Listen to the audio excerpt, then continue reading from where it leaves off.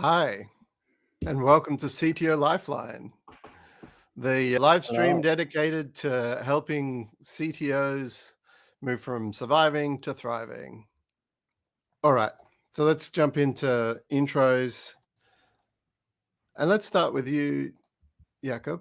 In Poland, you would say Jakub. Yeah. Okay, Yeah. excellent. I think something that I also discovered when I moved to New Zealand was I didn't really care how people pronounce my name. So when I joined my first team here in New Zealand 10 years ago, I said, "Hi, I'm Jacob." And they said, "Is that how you pronounce it?" I said, "No, it's actually Jakub." And I said, "So we will pronounce it how we should pronounce it. Like you teach us because we want to be respectful to your background." And I was like, "Wow, that's really cool. That's really impressive." So if someone asks me, I will tell them I'm Jakub. But if someone calls me Jacob, Jakub, whatever, because they forget or they don't know, I don't mind. But yeah, it was really nice to have that welcoming culture here in New Zealand. Yeah. Yeah. When I was living in Southeast Asia, there's a sort of a trend of selecting your westernized name. But when people are joining and they're coming on board, they're using their birth name. And I always pride myself on learning how it's spelled, learning how it's pronounced, and then giving the person the option. Now, some people had used their westernized name so often that was their preference and that was their identity. But some were just for lazy Westerners who couldn't be bothered. But people really appreciated the effort. Jakub, what brought you to NZ in the first place? You said you've been here about a decade. Yeah, my wife and I wanted to live abroad for a while. We didn't have a specific plan initially where and for how long. Just wanted to see different places and different culture. And this kind of coincided with us having a friend who was a Kiwi. I actually met him a few years before that, and initially he was my kind of conversation partner so that I could practice my English. Not sure if a Kiwi person is the best person to learn English from, but his accent was not that thick. It was all good. And I was his first client back in Poland, so we became friends. And after a few years, he moved here back to New Zealand, and he was inviting us to come for vacation. And so we basically combined, well, we want to see Chris and we actually want to live abroad. So if I can find a job in New Zealand, why don't we move to New Zealand for a while? And yeah, I started applying for jobs. I got an offer after a couple of months, and we decided let's just do it. After a year, we decided we didn't really want to go back because we moved here in European winter. So after a year, we would be going back for winter. We really enjoy it here. We did have a bit of a conversation at some stage whether we move somewhere else, and we figured out that actually New Zealand is a really great place to live. So we stayed. Yeah, that feels familiar. I went over to Very. Malaysia for 6 months and ended up living there for a decade. Yeah. Yep. That's how it goes. I went to visit my girlfriend in the UK in 2003 and then moved to New Zealand with her in 2018. Nice. Hey, everybody. If you enjoy what we do, please like and subscribe. And if there's a topic you'd like us to cover, a question you'd like us to answer, or if something we said has been particularly helpful, please leave a comment below telling us all about it. We love hearing from you. It helps keep the show focused on what our listeners need. Jakub, tell me a little bit about your pathway to a CTO role. I did back in Poland. I did study computer science, and with my education, I got to getting a PhD in software engineering. In the meantime, I started working at IBM in their kind of level 3 support for Eclipse platform. They built a lot of their plugins and products in software development based on Eclipse. So I was a level 3 support engineer, so fixing bugs and some small features and so on. And from there, I moved to a startup as a software engineer. After that, moved to a tech lead role, working for investment banks. So quite technical first part and a bit of research as well. And then I moved to New Zealand as a team lead here for Orion Health initially. And from there into agile coaching, because really for even my research and all of the work I've been doing was somehow related to agility. So I moved to coaching, to consulting within the agile coaching space. More and more, I also felt that I was going away from technology. More and more kind of business teams were interested in agility and all the toolbox, agile toolbox. So I worked with a few teams that didn't have any kind of technology aspects to it. whether in New Zealand or at ASB, for example. And from there, at some stage, I realized actually I do miss technology. My now coaching experience and my technology experience may be something I can combine and use together. There was an opportunity to take the head of engineering role at my current company, which I did. And from there, a new role, CTO role, was created about 18 months ago. I managed to get that, and now I look after the whole technology for our business. And the different, you could describe them as like sideways steps, moving into agile coaching and working, bringing agility to other parts of the organization. How did that factor into preparing you for the CTO role? Oh, yeah. I think there are at least a few aspects there. One is I had a chance to work with different teams and often have to context switch between different teams and understand their context and the systems they were part of. So this gives you ability to understand that there's no one solution for every team. Like every team is going to be different, every organization is going to be different, every context, every system is going to be different. So what works in one team and one organization may work in the other, but doesn't have to. So you become more sensitive to the system around teams. And what are some of the subtleties of context of the market, of the domain, and kind of history of the business as well, how it came to the place where it is. So I think that's really important when you are a CTO, so that you can take these inputs into kind of how you show up and into your leadership. Of course, in agility, there's quite important piece around interactions, people interactions, or individuals interaction over processes and tools. So I did get the sensitivity to put people first in the interactions, communications, collaboration first over processes and tools. The agility or agile coaching part, I was able to realize that's not the most important piece. It's not one or the other, it's both, but it's more attention to, and what do you think comes first is really important. So that gave me this sensitivity. And I think overall, because of how the opportunities I had in agile coaching, working with HR teams, sustainability teams, or banking product teams, marketing teams, it gave me a chance to understand different parts of an enterprise. Like it's not only technology, but actually how is it to work in marketing? How is it to work in finance? What kind of conversation they have? What is important to them? How they are making the decisions? And often I would come with very naive interpretation of, for example, finance. But then you start talking to the finance guys and you work with them and you realize, oh, there are actually regulations and there are compliance issues and there are things that you need to just there is also a level of flexibility that they can have, but it's not as simple as you think when you don't understand the details. I think helped me appreciate how every part of an organization comes together and they have their own unique constraints and they bring these constraints together. And so when you are in that part of executive team, it's much easier to understand what's the perspective someone brings because you understand a bit of a background. So you can build the empathy. Relationship is, I think, easier to be built with other parts of the executive team because you can get a bit of better understanding what they're coming from. The example you gave with the CFO is one that resonates, and I just recently wrote a couple of articles. And once I did have a better understanding of how they work, what they were prioritizing and things like that, I was able to uncover more opportunities as a CTO where we could collaborate using mechanisms that they had rather than trying to push against the grain. We found concepts they already had. Yeah, that really resonates with my experience as well. I think because quite often as humans overall, I think we look for it's either this way or that way. And I think it's so important, especially when you're part of executive team. It's often you're not looking for or, but you're looking for and. How can we make both sides going forward? Because we are part of one team, part of our organization, and having this understanding and willingness to work with others is so important, I think, because we are one big system and we just need to work together, really. And so you got into the role. I imagine it was within the existing company that you're in. So did a lot change sort of day one in the CTO role, or did it happen gradually?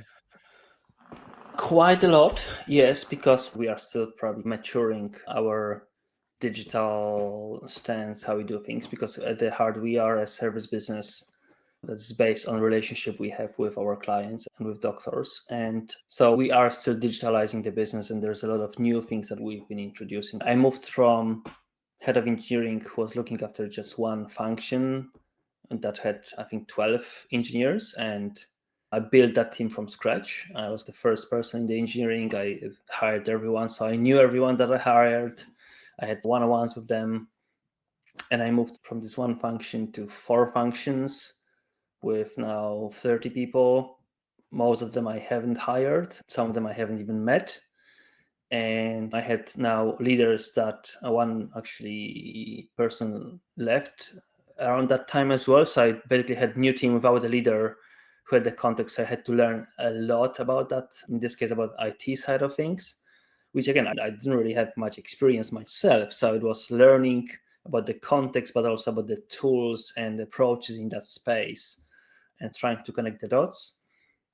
You also start having access, or you are asked to start dealing with things you haven't had to deal with, security or more incidents that you haven't even maybe heard about before, or contracts and vendors and all of these different things happening or developments in different areas that I didn't have experience in. Using my previous experience to contextualize it for myself, to see how can I understand it with my existing knowledge. But because I used big data and Hadoop 10 years ago, it doesn't mean I understand what Snowflake is and how it works and why it's different. And like suddenly, wow, we have this thing here and how it connects to everything. It was really overwhelming at times. So a lot changed. Maybe not day one, but within the first few weeks, I could see that it's a very different role.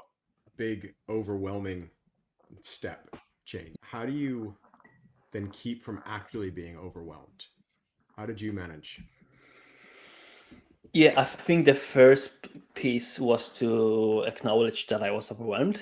The self-awareness part, I think, is really important for everyone, leaders especially, and especially in executive roles. It took me a while. I was just so on a hype that it's great and I can do it, and almost like thinking, oh, what got me here is going to get me there. It took me a couple of months to realize, oh, it's not going to work. The trigger for me was that I was having less and less confidence in myself and my ability. And this triggered that I was not showing up in the way I would like to show up. And this triggered less confidence. And you can see the spiral just going down. And at some stage, just during one of my reflections, I was thinking, if it keeps going like this, like I will not be happy and I will not be successful in this role. So something had to change. And I think that kind of triggered, okay, so what can change? And I think, the first step is to realizing that I was just overwhelmed. And as to the kind of main things that I realized that I had to do, one was to look at the leadership team I had around me, so within technology, and really being critical is one way to put it, realistic maybe, of who I have around me and who I need to have around me to be successful.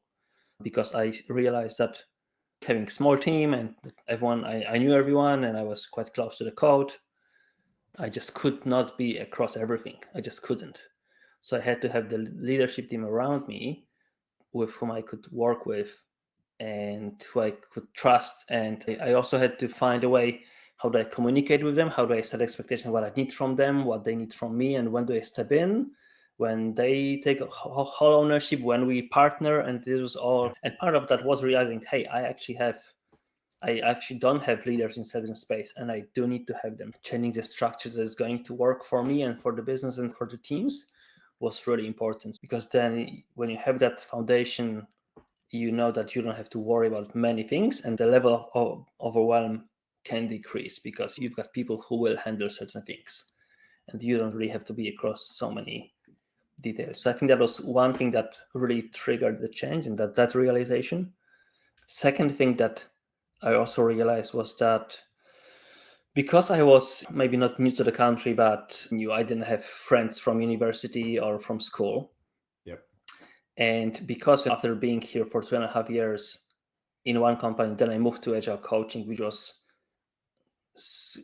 somewhat related to technology. But then, as you could see, like I was also working with some other teams. So I started becoming detached from technology and tech community. So I realized very quickly that I didn't have the support network around me, that people that I would just knew that I worked with before who are in similar roles and I could pick up a phone and just give them a call. I didn't have that support around me and community around me. And I realized that when I also moved to the agile coaching space, I was in a similar situation. So I thought, what did I do back then? I created community for myself almost. And I think there was a benefit for the community themselves from what I could see. So that's how the whole idea of Teguaka came up. Hey, I can just create a meetup. If no one shows up, That's fine. I'm just going to be alone and I can always kill it if it doesn't work. And the same with the podcast. How can I create opportunities for myself to meet people whom I have never met maybe and have conversations and build my relationship with them? And I'm rather an introverted person, so it's not so easy for me to just approach someone and just start having conversations. Even when I'm at events, I find it a bit stressful and it don't feel natural. So podcasting was something that I could have my own space, a bit safe space. I could invite people. We would have kind of more intimate conversation one-on-one.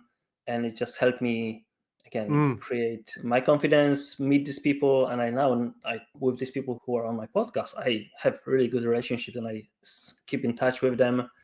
Similar with the meetup.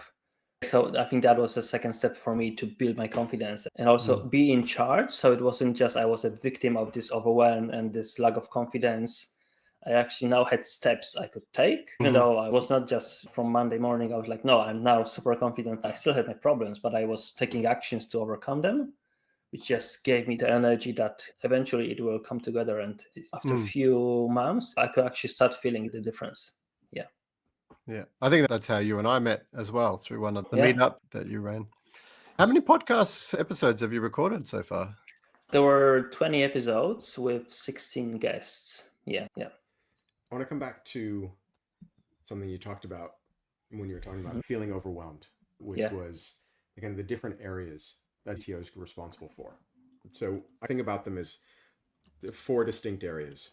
There's kind of tech and tech strategy. There's the interactions with the rest of the business and the kind of tech translation that goes with that. So talking about tech in terms the business can understand and vice versa. And then there's organizational structures and policies and people.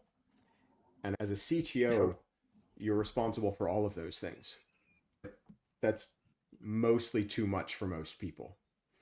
There are unicorns out there who do all of that. But for the most part, what I find is that either people are drowning or they have found ways to fill in their own gaps. So if you were thinking about kind of your start and the areas where you struggled and came to terms with and hired to fill in your own gaps, what did they look like to you? Were there specific places that you needed to fill in? Yeah, I think it does resonate. And I think for me, it's making sure that you cannot address all of them and you just almost need to find trade-offs and understand where. It's almost like with system thinking, you need to try to find the smallest leverage that will make the biggest impact. Understanding what the leverage is for you right now, I think that's the important bit. Is it learning about the business? Is it creating relationship across the business? Is it creating the translation, as you said? Is it the people that you have or the policies, processes that you have? So I think it does resonate. I think maybe something that was missing in that categorization that I also think adds to the overwhelm is being across the development in technology, because so much is changing and you need to still be across that, at least high level, to know what to bring to the business and what opportunities technology can bring. And it's so much is changing that it's really can be overwhelming on its own. Just you hearing all of the changes now within Gen AI.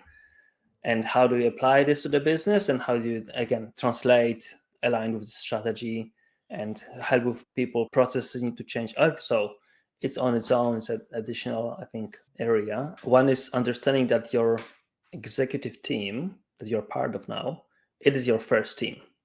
Executive leadership team is your first team. Like, these are your people that you are together on the mission with the goals, and you work as a team.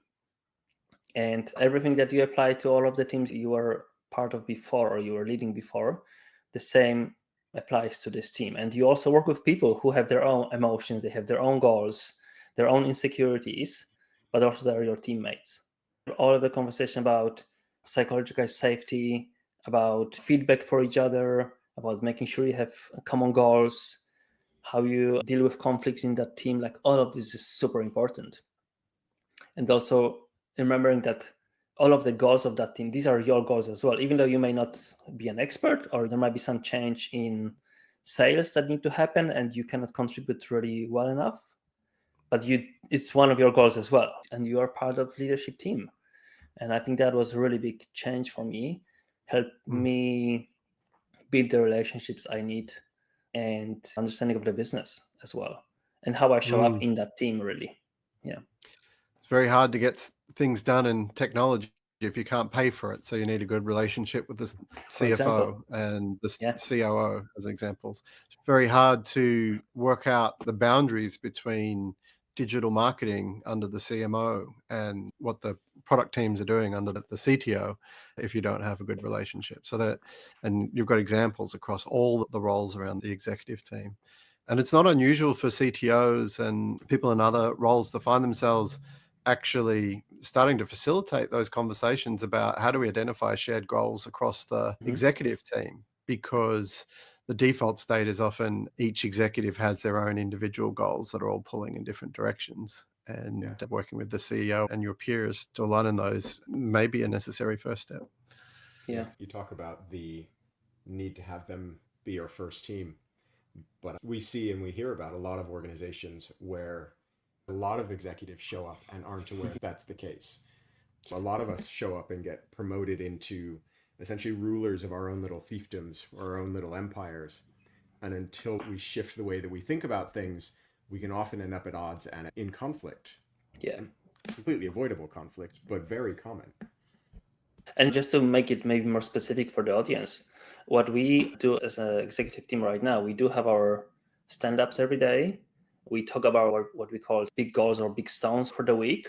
In our stand-ups, we look at these goals that we agreed on Monday and we just go, what's the progress? Sometimes it's going to be a stand-up that I don't speak because maybe I'm not so involved in these goals. Sometimes I speak all the time because they are technology related. We do have this conversation and we're having this debate sometimes. How can all of us can contribute to these goals, which changes the dynamic from before where we would meet once a week. Everyone would talk about what they're busy with, and it would go to our, as you said, kingdoms, and not much alignment, a lot of conflicts and transparency. So it does start with the executive team, because then it translates to our functions and our teams. What were some of the symptoms? So you went through the transition of shifting from the fiefdoms to actually working together. I'm really curious what symptoms you saw in the teams that indicated there was a problem. They had problems, but it meant that you weren't communicating effectively at the executive level. What would you see? I think just misalignment of what we are seeing the teams delivering to what we thought they should deliver. And you're like, okay, but we talked about this thing and somehow they're delivering something else or in a different approach. And like, why is this disconnect? And the thing was that the teams were complaining about this while like we are wondering, why do they complain? We just talked about this. We want them to work in different ways, but somehow it does not translate.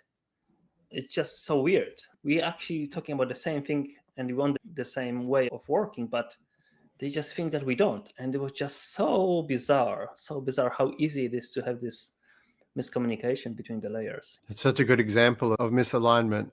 And you can see it with executives. They get really frustrated. But what they're maybe failing to see is they have all this context that the teams don't have.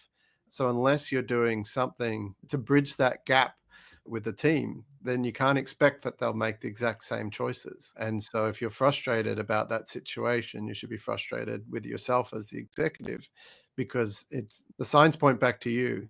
A great point. Jakub, I had a question to something you said earlier, which is about staying across the technology. So can you get a bit more specific, and what changed for you in terms of how you approach staying across things?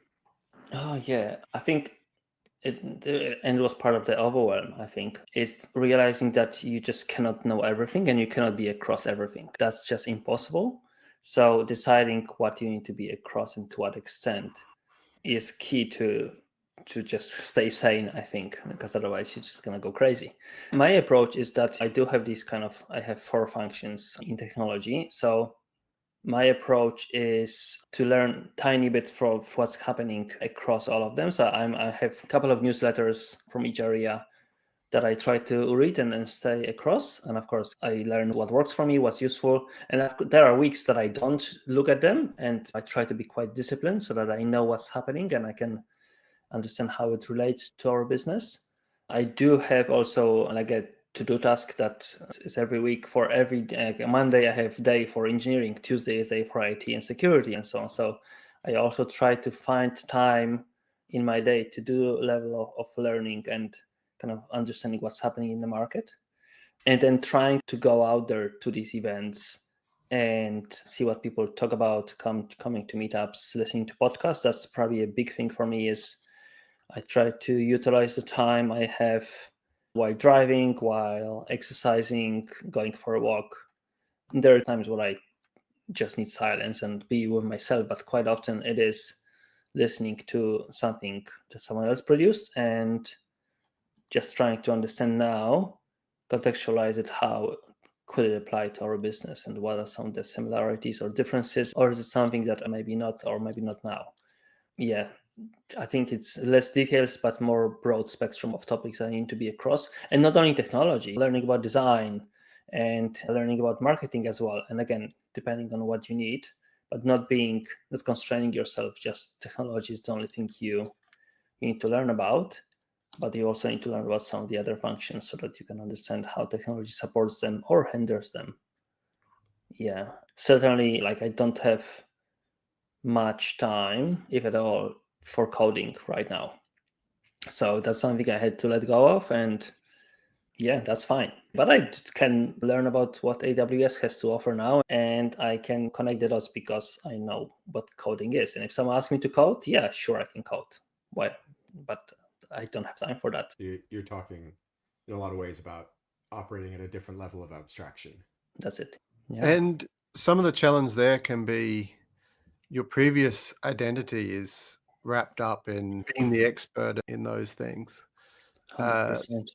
Yeah, and that was the part of lack of confidence, because how can I lead if I am like, how can I be responsible for security across the business if I don't have experience and knowledge in that space? I'm accountable now for if there is a security incident, that's going to be on me to solve it and deal with it. That was a big part of it, but that was another kind of the things that I said before. You need to have the team around you. So you have to have people who can bridge these gaps, who can fill the gaps.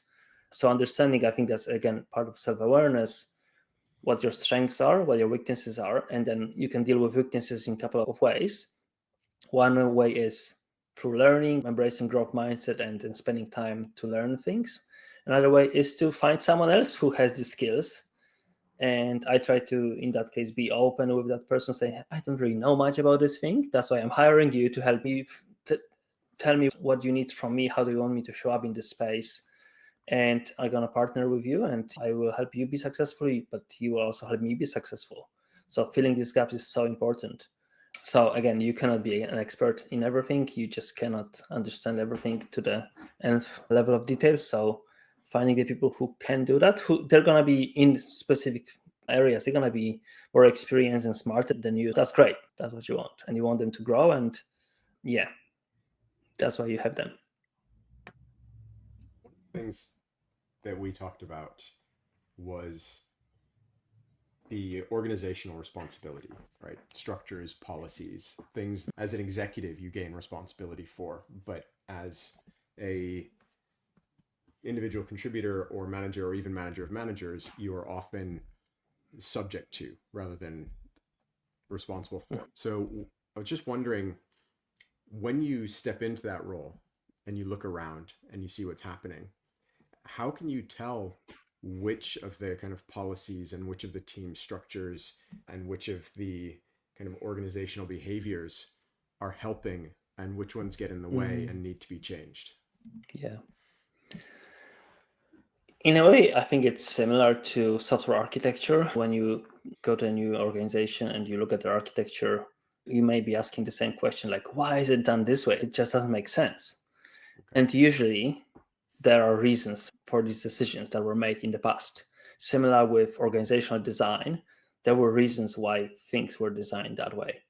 And this may be because of the evolution of the company, the previous leaders, some of the market regulations that you are part of, or your previous or current compliance. Like, for example, we have ISO 9000, and that comes with certain expectations that we need to do to get audited and accepted every year. So understanding this context is so important, because then you can understand why you have certain things in place. And just like with software architectures, you wouldn't just go and decide, we need to get rid of these services because I have better idea and that's the best idea ever, because there's going to be consequences you may have no idea about. And so it's similar here, understanding that context and that system, and talking to people, understanding what happened in the past and how did you get into this place, and then identifying this, what I would call the organizational debt. So things that we inherited, just like in technology, things that we inherited that were, maybe these were the right decisions in the past, these were the right policies in the past, but they are not serving us right now. So identifying those and how they are helping us with the current strategy, current approach, current culture we want to have, and flag it to the ELT and have a conversation about that. Do they still serve us? They don't. What do we change? And try to implement the change, because leadership is influence, being able to influence other people.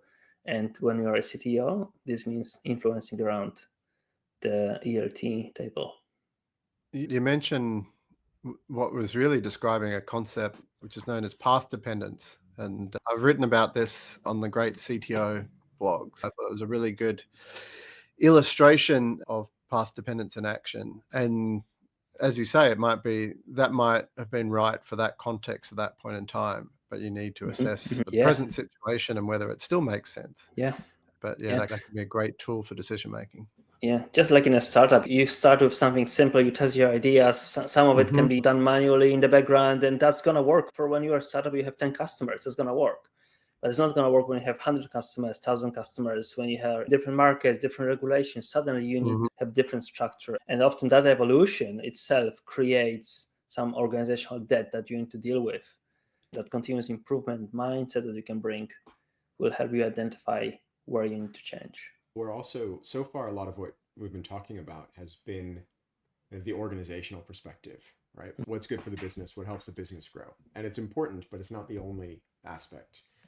Because when you step into a CTO role or any executive role, whether you're replacing someone or whether it's completely new, you are now bringing the things that matter to you to the most senior position in the company. And that's got a massive impact on, or is going to have a massive impact on, the culture of the organization. And so it's not just whether or not these things are good for the business, it's whether or not these things are good for you, whether or not they align with the things that matter to you, whether or not they're actually in conflict with the things that matter to you. How do you go about reconciling those? Because we have so much time and attention where we're encouraged to talk the way that we have been so far, just about what's good for the business. But what happens when there's a conflict between what's working for the business and actually, say, for example, treating people humanely is one that comes up repeatedly in our conversations. I think that what often we find in all of our roles is at some stage we just get to the point of frustration. And when I think about frustration, is a difference between reality and expectations. And that's the tension that's there. For me, when I feel frustrated, it's usually like, or something is not right. Is my expectation not right? Or is the reality not? But when this tension is just too hard or too big, and it's happening again and again, and I can feel it's against my values. And again, that's why, again, self-awareness is so important. What are the core values that you live by and you work by? That if they're violated, you're just not yourself anymore. When I don't feel like I can be myself anymore, maybe that's not the place for me. But again, is it my expectation, or am I even seeing the reality in the right way? So who do I need to have conversation? What kind of data I can gather? Because again, we as humans, we will fill the blanks. Like our brains just look for patterns. So we saw something happening in the previous company, and we see even symptoms of something maybe similar. We will apply, that was the case there, it must be the case here as well. But it doesn't have to be. So it's not a simple answer, just being self-aware, reflection, understanding yourself, understanding your organization, the history, the context, the system. It all comes together, I think. Excellent. We've really enjoyed chatting with you, Jakub. And do you have anything Mm. you want to share with the audience? Sure. Yeah.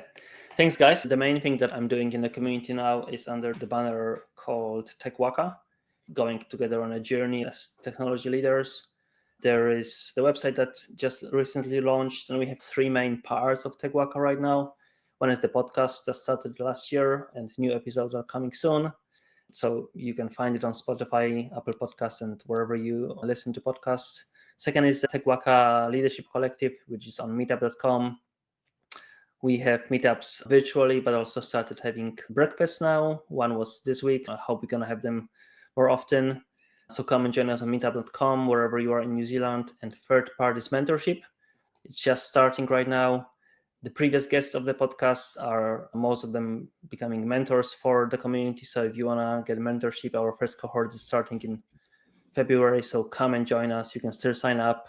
I think it's going to be 5 months of mentorship. All the money we get from the mentorship goes to charity. So it's good cause behind it, but also creating a level of accountability for people to be able to commit to that. So I'm on LinkedIn, so find me on LinkedIn if you want to chat, if you want to contribute to anything I'm doing.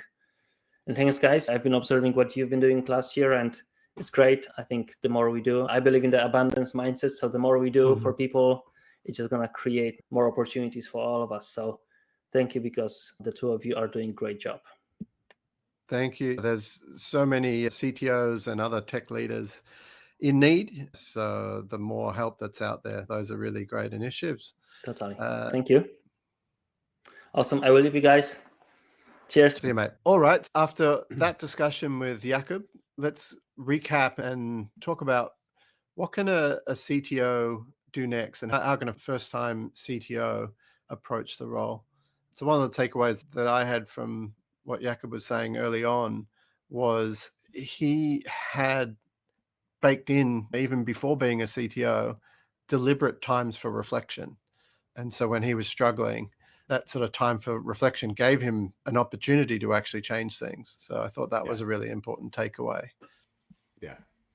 Also, it was very clear at the very beginning that it's important that you can acknowledge to yourself that you can't do everything.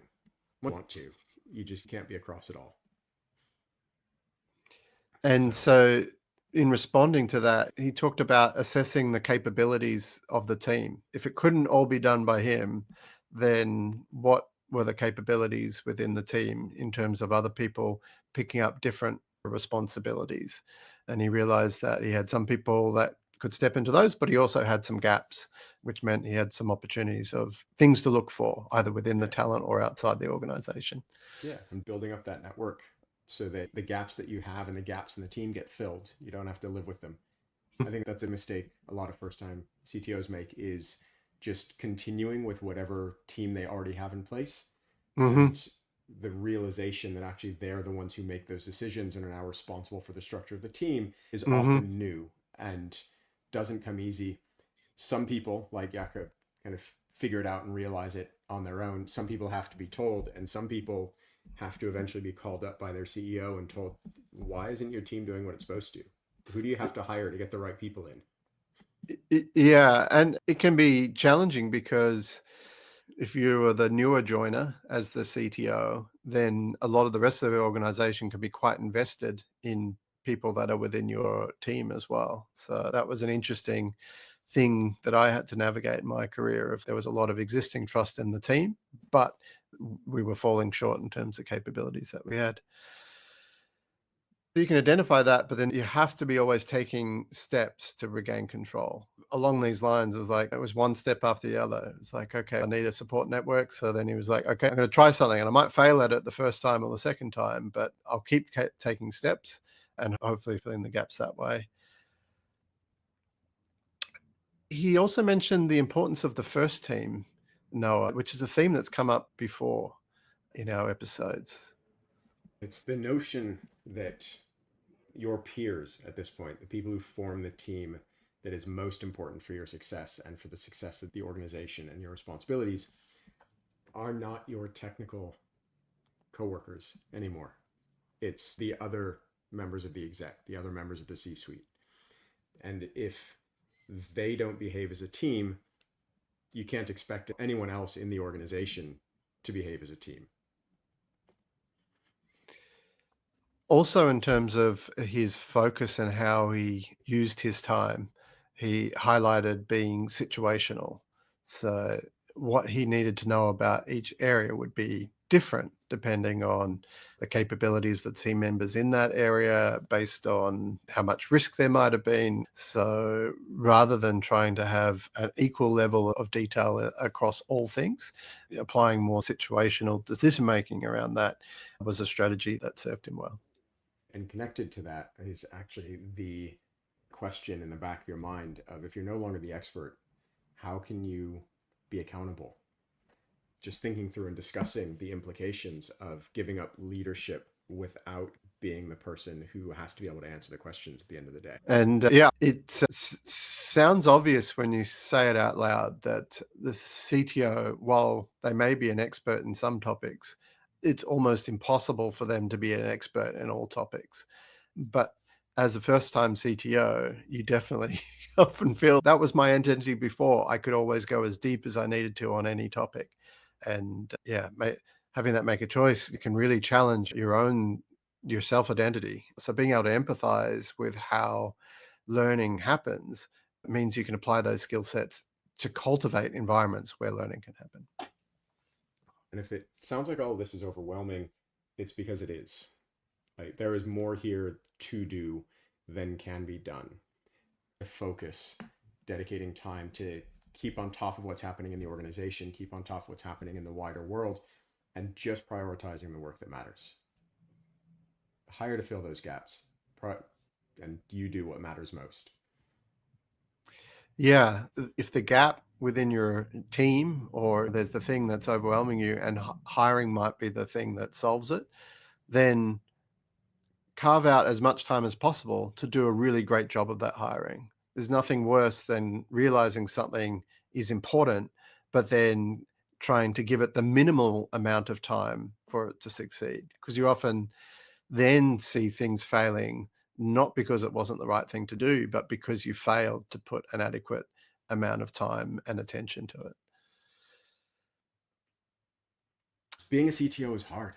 Like, being a first-time CTO is even harder. It's lonely, it's difficult, and it can make you feel like a fraud.